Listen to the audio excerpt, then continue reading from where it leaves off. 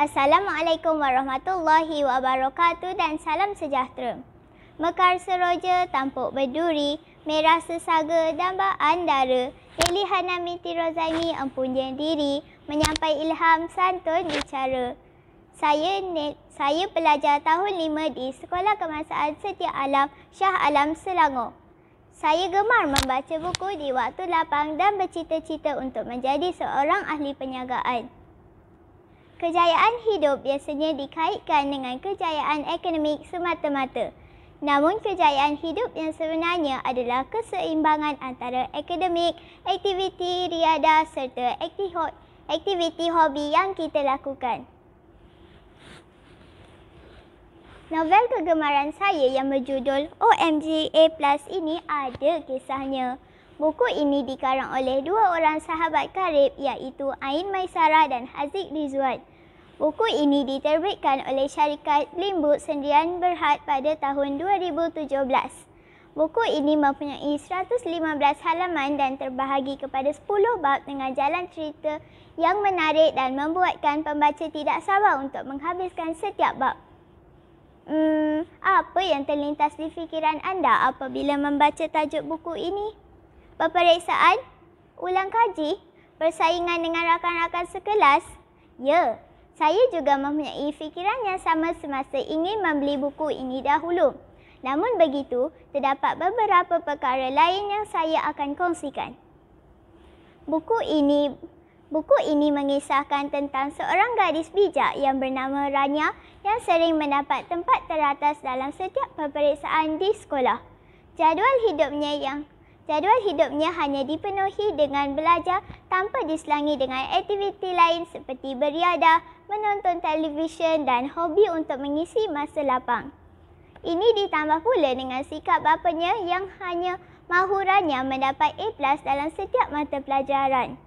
Jika tidak, bapanya mengugut untuk tidak membenarkannya menyambung pelajarannya ke luar negara kelak.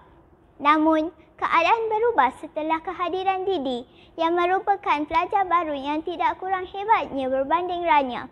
Didi mula mengatasi Rania dalam setiap ujian dan kuis yang dijalankan di sekolah.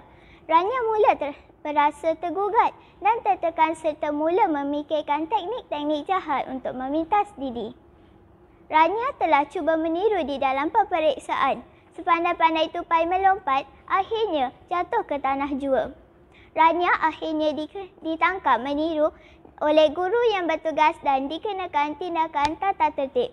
Dia semakin tertekan apabila dimarahi bapanya serta mula membenci Didi. Dia mahu menjadi pelajar yang terbaik seperti dahulu. Tanpa dijangka, Didi menemui Rania untuk membantunya.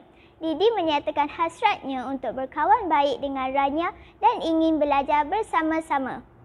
Dia menunjukkan cara membuat jadual belajar yang betul. Barulah Rania tahu yang selama ini dia mengamalkan cara belajar yang salah dan tidak seimbang dengan aktiviti-aktiviti lain. Semenjak daripada itu, mereka belajar secara berkumpulan dengan rakan-rakan yang lain. Mereka juga membuat peta minda serta bersukan mengikut jadual yang ditetapkan.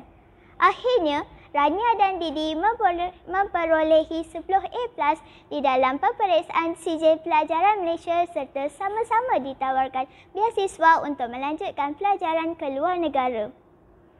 Saya amat terinspirasi dengan watak Rania di mana kecemerlangan yang berterusan dan iltizam tinggi yang ditunjukkan olehnya mendorong saya untuk belajar bersungguh-sungguh tanpa jemu.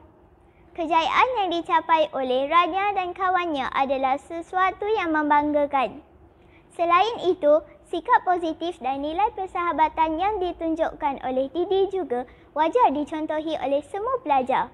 Sikapnya yang ingin membantu Rania harus dipuji kerana dia mahu sahabatnya juga berjaya dengan cara belajar yang betul.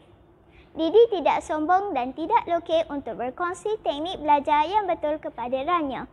Buku ini juga menunjukkan betapa pentingnya teknik belajar yang betul di samping keseimbangan dalam kehidupan seharian bagi menjadikan kita pelajar yang pintar dan sihat.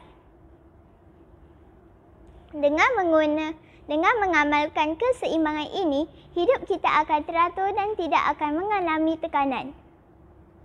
Pada pandangan saya, buku ini perlu memaparkan lebih banyak gambar ilustrasi berwarna yang mampu membawa pembaca lebih menjiwai jalan cerita dan tidak jemu untuk mengulangi bacaan mereka. Teruslah membaca kerana membaca, belajar dan berguru tidak sepatutnya terhenti sehingga hujung nyawa. Sekian, terima kasih.